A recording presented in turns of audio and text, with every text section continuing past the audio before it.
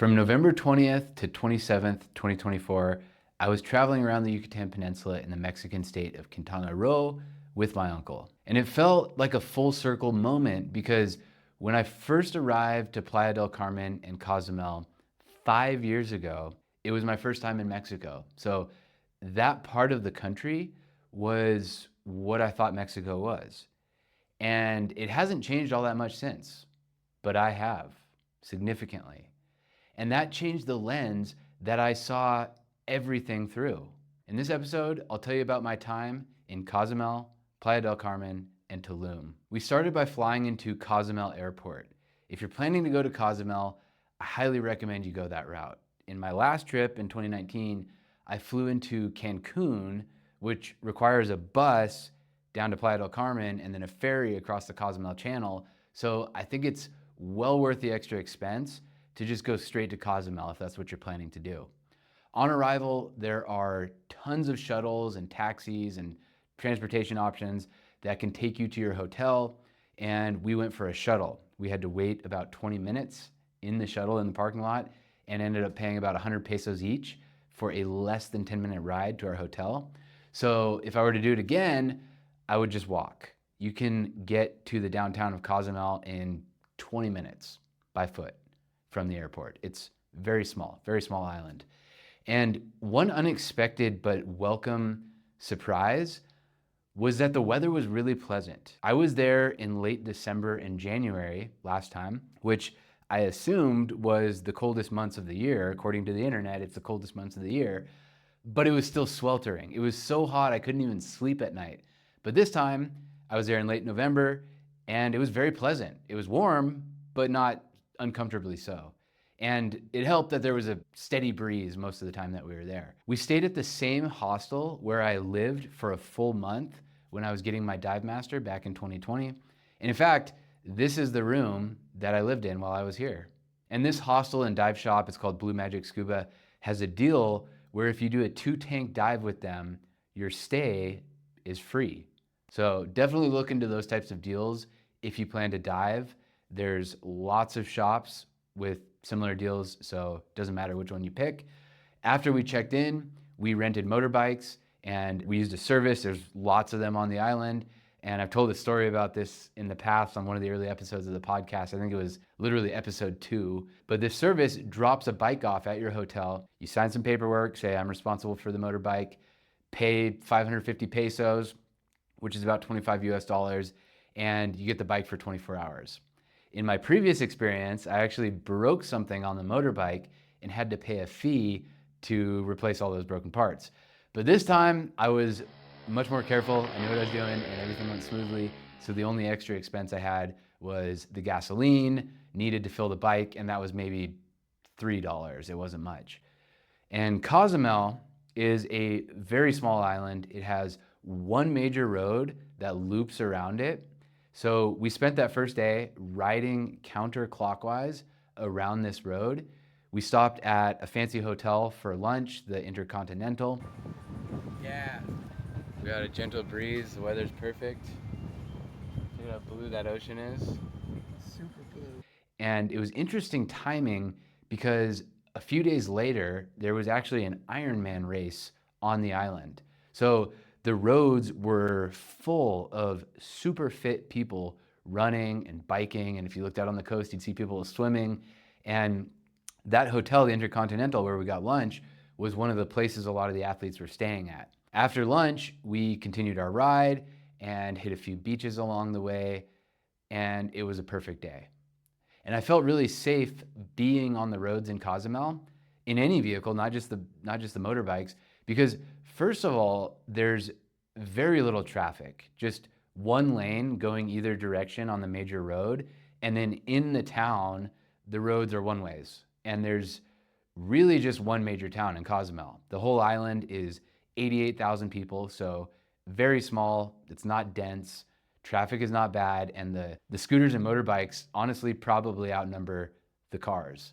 But also, on the back side of the island, that is the east side of the island, there are these sort of side roads that are even closer to the beach, like literally right off the sand, where you can ride the motorbikes and pedal bikes and things like that and cars don't really go up there unless they're transiting to go park along the beach. At one point, we detoured into this little village in the middle of the jungle called El Cedral. And we had to pay an entrance fee to get in, and the whole thing is sort of a tourist trap. Tons of tourists were riding ATVs, doing these ATV tours, and shopping at the little gift stores there. And we tried to go to the Cenote in the middle of El Cedral. It's got one of the only, if not the only, tourist cenote on the whole island. And that required some off-roading down these super bumpy and muddy roads. But upon getting there, they tried to charge another entry fee to get into the cenote. So we just took some photos and that was all. And I was happy with that because the cenotes I'll show you later in this video were 100 times better. So that filled our entire afternoon, making a bunch of stops and just having a blast on these little, I don't know what they were, probably 150cc rocket ships. The next morning, we were supposed to have our first boat dives, but the harbor was closed due to winds. And when the winds are hitting the channel at a certain angle, it makes the water unsuitable for the boats to get out to the dive spots. So the harbor master, the guy responsible for the safety of the area, will just close the harbor completely. No boats in or out. And that is something that happened fairly often when I was here going through my Dive Master program. So be aware, if you come to Cozumel, there's always a chance of the weather canceling your dives. But it turned out to be a great thing because we had another awesome day. We became friends with two travelers from Germany that were staying in our hostel, these two girls in their 20s, and they had rented a car for the day. So they invited us to join them on an adventure. Now, they didn't just rent any boring car. Cozumel has a bunch of really interesting vehicles like this thing. Just weird, quirky, small cars and lots of cars without roofs and cars that you don't typically see elsewhere. The car these girls rented was an old school, maybe 1957 pink Volkswagen Beetle. This bad boy right here. No roof, everything is rusty, everything is broken except the engine, and it was an absolute blast. And this time, we rode clockwise around the island. We stopped at a couple beaches along the way. We jumped into the water, swam for a while, drove on to the next one. We stopped at the Rasta Bar, a famous bar and restaurant on the island, got drinks there. Stopped at Alberto's, got nachos and tacos. And as it was getting dark, rode home. It was a super fun day, and the pink Beetle just made the whole thing that much funnier. Next day, the weather was suitable for diving, and we actually went on our dives. We did 2 boat dives. The first dive was at a location called Palancar, and the second dive was at Delilah. And diving in Cozumel is drift diving. So basically, you jump in the water, go down to depth, and then you just let the current take you. It does most of the work. And I've dove here when you feel like you're flying because the current is so strong. But for our dives on this day, it was pretty gentle and we were able to just have a nice slow drift. At the end of a drift dive, the instructor or dive master, whoever's leading the dive, inflates a buoy, sends it up to the surface for the boat captain to see. And when we surface, we're done with our safety stop, all that stuff, we surface, the boat is there just waiting to pick you up. The dives themselves, excellent. We had tons of swim-throughs in the coral, saw lots of fish, nearly unlimited visibility. Everything was perfect. And then after our dives, we checked out of the hostel and then got on the ferry to Playa del Carmen. For 290 pesos, which is about $14 US, you can take the Ultramar ferry, that's the brand Ultramar, and it's very comfortable, it's very modern, and it takes about 40 minutes to cross the Cozumel Channel. Once in Playa, we stayed at another great hostel called Che. At Che, we met lots of other travelers and we met up with some friends of my uncle. From Playa, we arranged a dive that picked us up at our hostel, took us to the Dos Ojos Cenote Park, which is a giant park with 28 known cenote entrances and 82 kilometers of known caves. And I say known because the exploration just began in 1987, and they are still mapping it out. There's still divers going out and finding out where these cave systems go and how they all connect, and it's crazy. I remember before traveling to the Yucatan Peninsula, hearing how there are still undiscovered pyramids and cenotes all over that area. And I thought, how is that possible with planes and satellites and stuff? But when you see the Mayan jungle, you understand. It's super dense. And other than the pockets of civilization where the cities are and, Tulum and whatnot, it's all jungle out there. So we started with a dive in the Dos Ojos Park at a cenote called The Pit that had us go down to 100 feet of depth. And it was interesting because the first 30 feet or so was fresh water. So it's like the first 30 feet, then you hit a layer where it's salt water and fresh water combined called the halocline. In the halocline, the visibility gets all wavy and it looks sort of like the heat waves that come off of the highway on a super hot day. But then you pass through that layer and you get into another 60 feet or so of salt water.